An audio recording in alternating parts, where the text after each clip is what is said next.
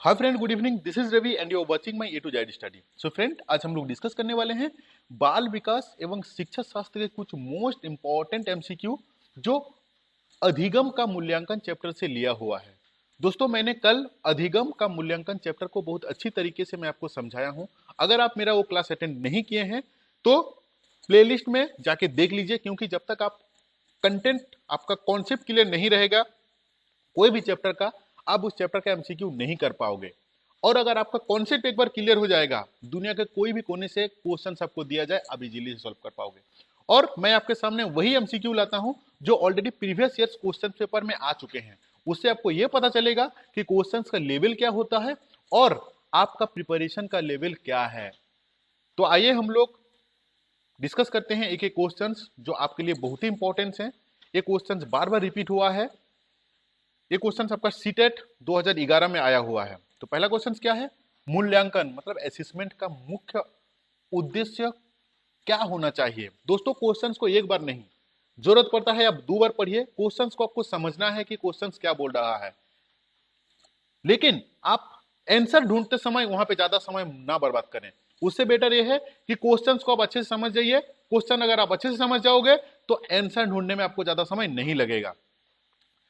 मूल्यांकन का मुख्य उद्देश्य क्या है, असेसमेंट का मुख्य उद्देश्य क्या है? पहला पॉइंट यह है, शिक्षार्थियों की उपलब्धि को मापना, यह निर्णय लेना कि क्या विद्यार्थी को अगली कक्षा में प्रोन्नत किया जाना चाहिए, सीखने में होने वाली कमियां का निदान और उपचार करना, शिक्षार्थियों की त्रुटि को निकालना। दोस्तों, मूल्यांकन मतलब क्या होता है, असेसमेंट मतलब क्या होता है कि बच्चा, जो आप जो बच्चा को सिखा रहे हो उसमें जो कमी है, उसका जो कमी है और उसका उपचार क्या होना चाहिए। मूल्यांकन का ये भी एक बड़ा उद्देश्य है। ये नहीं कि बच्चा कितना सीखा, अगर बच्चा नहीं सीख पाया तो उसके लिए वो क्यों नहीं सीख पाया, वो चीज को आइडेंटिफाई करना पहला इंपॉर्टेंट काम है। इसलिए इसका सही आंसर होगा 3। सिखाने में होने वाली कमियां, जो चीज सीखने में बच्चा कमी किया है, जो चीज नहीं सीख पाया है, इसका मतलब आप जो उसको सिखाए हो उसमें क्या कमी है और उसका क्या उपचार होना चाहिए। इसलिए इसका सही आंसर होगा 3। हर एक क्वेश्चन आपके लिए इंपॉर्टेंट है, बिल्कुल स्किप मत कीजिए। ये आपको यूपी टेट में आ चुका है 2011 में। अधिगम से संबंधित किसी विद्यार्थी की समस्याएं, अधिगम से संबंधित किसी विद्यार्थी की समस्याओं का सबसे अच्छा उपचार क्या है। अगर कोई बच्चा का अधिगम मतलब लर्निंग में प्रॉब्लम हो रहा है तो उसका सबसे अच्छा उपचार क्या होना चाहिए? कठोर परिश्रम का सुझाव, ग्रंथालय में निरीक्षित अध्ययन, निजी शिक्षण का सुझाव, निदानात्मक शिक्षण। दोस्तों, अगर कोई बच्चा लर्निंग मतलब अधिगम से संबंधित समस्याओं का सबसे बड़ा उपचार उसका वही होता है कि डायग्नोस्टिक शिक्षण, बच्चा को पूरा जांच पड़ताल करना। इसीलिए इसका सही आंसर होगा निदानात्मक शिक्षण, डायग्नोस्टिक शिक्षण जिसको बोला जाता है। बिल्कुल स्किप मत कीजिए। सतत एवं व्यापक मूल्यांकन में व्यापक मूल्यांकन शब्दावली का तात्पर्य क्या है? सतत और व्यापक कल मैं बहुत अच्छी तरीके से समझाया हूं आपको। सतत और व्यापक का मतलब क्या होता है, इसमें व्यापक मूल्यांकन का मीनिंग पूछ रहा है।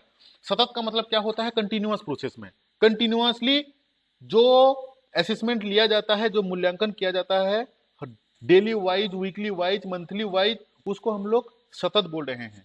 लेकिन व्यापक मूल्यांकन क्या होता है? व्यापक मतलब होल का। अगर जब हम लोग उसका सिर्फ शिक्षित नहीं, उसका मेंटली, उसका सोशलिज्म का, शारीरिक, मानसिक, संवेगात्मक सारे चीज का डेवलपमेंट हुआ है कि नहीं, इसका मूल्यांकन करना को व्यापक मूल्यांकन बोलते हैं। तो क्या बोल रहा है कि व्यापक मूल्यांकन शब्दावली का तात्पर्य क्या है? सभी विषयों का मूल्यांकन करना, सही शिक्षित क्षेत्र का मूल्यांकन करना, शिक्षक एवं सह शिक्षित क्षेत्र का मूल्यांकन, शिक्षित क्षेत्र का मूल्यांकन करना। तो दोस्तों, मैं क्या समझाया, क्वेश्चन क्या बोल रहा है कि व्यापक मूल्यांकन शब्दावली का तात्पर्य क्या है। दोस्तों, मैं आपको इतना अच्छा से इसीलिए समझा रहा हूं कि एक एक चीज आपको समझ में आ जाए।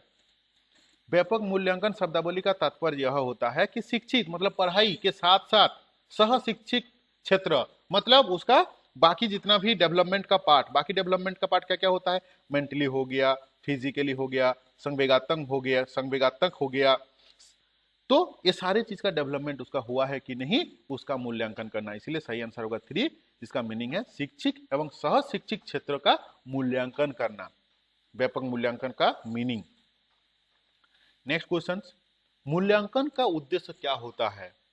बच्चे को उत्तीर्ण अनुत्तीर्ण घोषित करना, बच्चा क्या सीखा है यह जानना, बच्चे के सीखने में आई कठिनाइयों को जानना, उपरोक्त सभी। तो दोस्तों मूल्यांकन का मतलब क्या होता है? सारे चीज, सारे वो 1 2 3 पॉइंट जो बच्चे को उत्तीर्ण करना, बच्चे क्या सीखा ये भी जानना, बच्चे को सीखने में क्या क्या कठिनाई आ रहा है, सारे चीज जानना मूल्यांकन का काम है।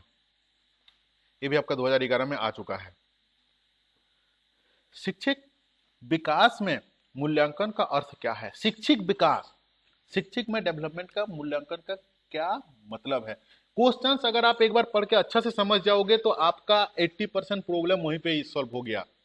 बाकी रेस्ट 20% जो प्रॉब्लम है उसको आप जब पढ़ोगे उसका स्टेटमेंट को आपको आ जाएगा। लेकिन अगर आप 20% समझोगे क्वेश्चंस पढ़ के, 80% सोचोगे कि मैं निकालूंगा स्टेटमेंट पढ़ के, तो इट्स वेरी डिफिकल्ट। आपको क्वेश्चंस पढ़ के समझना है, क्वेश्चंस में ही 80% का आंसर रहता है। छात्रों की प्रगति का आकलन, कक्षा अभिलेखों का मूल्यांकन, कार्य निष्पादन का मूल्यांकन, ज्ञान क्षमता का मूल्यांकन, शिक्षित शिक्षित विकास का मूल्यांकन, शिक्षित विकास, शिक्षित डेवलपमेंट ज्ञान क्षमता का मूल्यांकन से पता चलता है। इसलिए इसका सही आंसर होगा 4। दोस्तों बिल्कुल स्किप मत कीजिए, और अगर आप फर्स्ट टाइम चैनल में विजिट कर रहे हो तो इस चैनल को सब्सक्राइब जरूर कीजिए, क्योंकि इस चैनल में मैं जेटेट का कंप्लीट सिलेबस का एक एक चैप्टर का एक एक यूनिट में आपको करवाता हूं, उसके बाद उसका एमसीक्यू कराता हूं।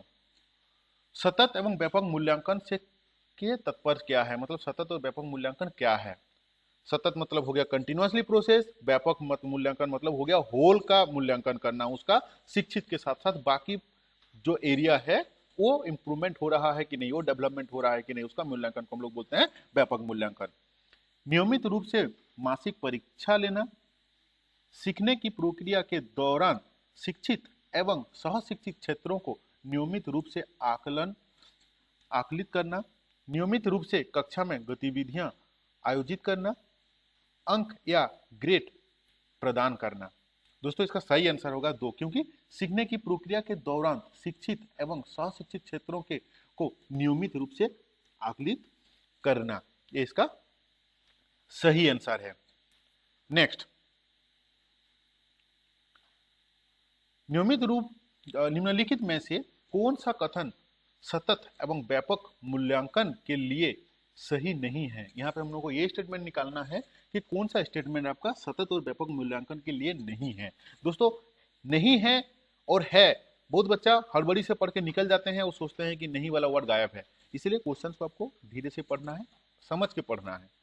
यह एक विद्यालय आधारित मूल्यांकन है। यह विद्यार्थियों में तनाव को कम करता है।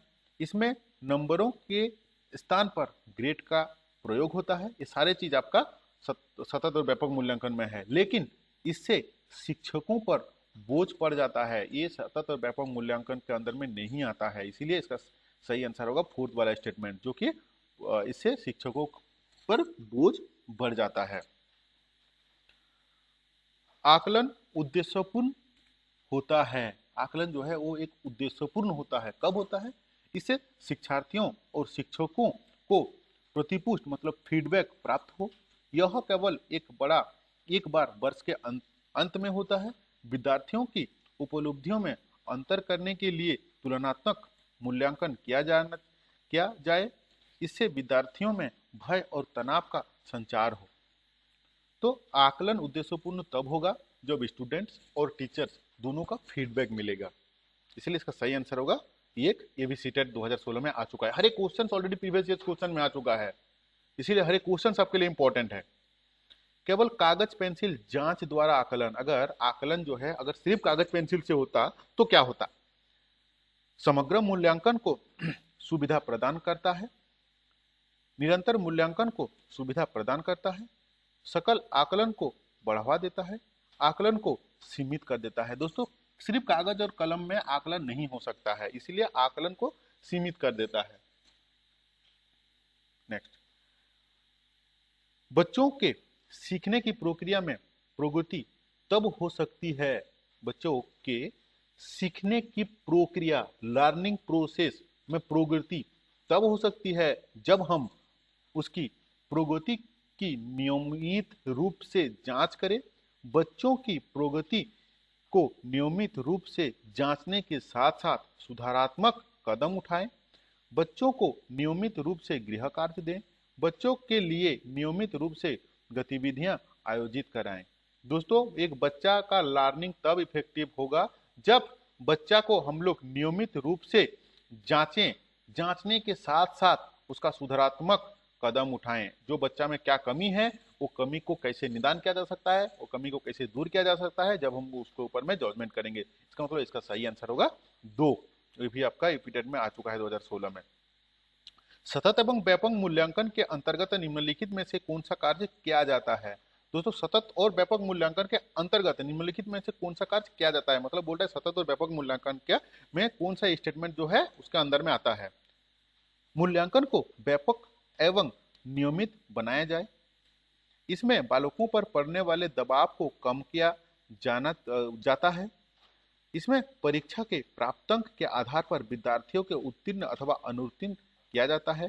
इसमें परीक्षा परिणामों का विश्लेषण का व्याख्या वैज्ञानिक तरीके से किया जाता है। दोस्तों, एंड ऑफ द डे जो मूल्यांकन होता है, मूल्यांकन करने का पीछे एंड ऑफ द डे मतलब जब सबसे लास्ट वाला जो सीन रहता है उसमें बच्चा जो प्राप्त अंक मिलता है उसको वो चीज तो डिक्लेयर करके वो पास हुआ कि फेल हुआ, ये चीज तो डिक्लेयर किया जाता है। इसलिए इसका सही आंसर होगा 3। इसमें परीक्षा के प्राप्त अंक के आधार पर विद्यार्थियों को उत्तीर्ण अथवा अनुत्तीर्ण किया जाता है।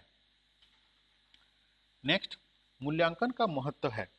यह छात्रों को अध्ययन के लिए प्रोत्साहित करता है। यह बालकों को कमजोरियों को बताता है। यह बालकों के आत्मविश्वास को बढ़ाता है। उपरोक्त सभी। तो दोस्तों, मूल्यांकन का मतलब होता है उपरोक्त सभी। दोस्तों, वीडियो कैसा लगा आप कमेंट बॉक्स में जरूर बताएं। मेरा सीडीपी का चैप्टर 1, 2, 3 ऑलरेडी खत्म हो चुका है। कल हम लोग अधिगम का मूल्यांकन भी कंप्लीट कर लिए। हम लोग एक एक चैप्टर का कंटेंट को पढ़ेंगे, उसके बाद उसका एमसीक्यू करेंगे। हम लोग वही एमसीक्यू करेंगे आपके सामने जो ऑलरेडी प्रीवियस ईयर्स क्वेश्चंस में आ चुका है। दोस्तों, मेरा टीम ऑलरेडी लगा हुआ है नोट्स के पीछे। मैं ऑलरेडी मैथ का मेरा क्लास स्टार्ट हो चुका है, आपको हर रोज मॉर्निंग में मिल रहा है आज से, जिसमें हम लोग नंबर सिस्टम को स्टार्ट किए हैं और आशा करता हूं कि आपको समझ में भी बहुत अच्छी तरीके से आ रहा है। वेरी रिसेंटली मेरा और भी दूसरे टीचर्स उनके क्लास स्टार्ट करेंगे, तो हम लगे हुए हैं कि आपको कितना बेहतर तरीके से आपको हम जेटेट पार कराएं।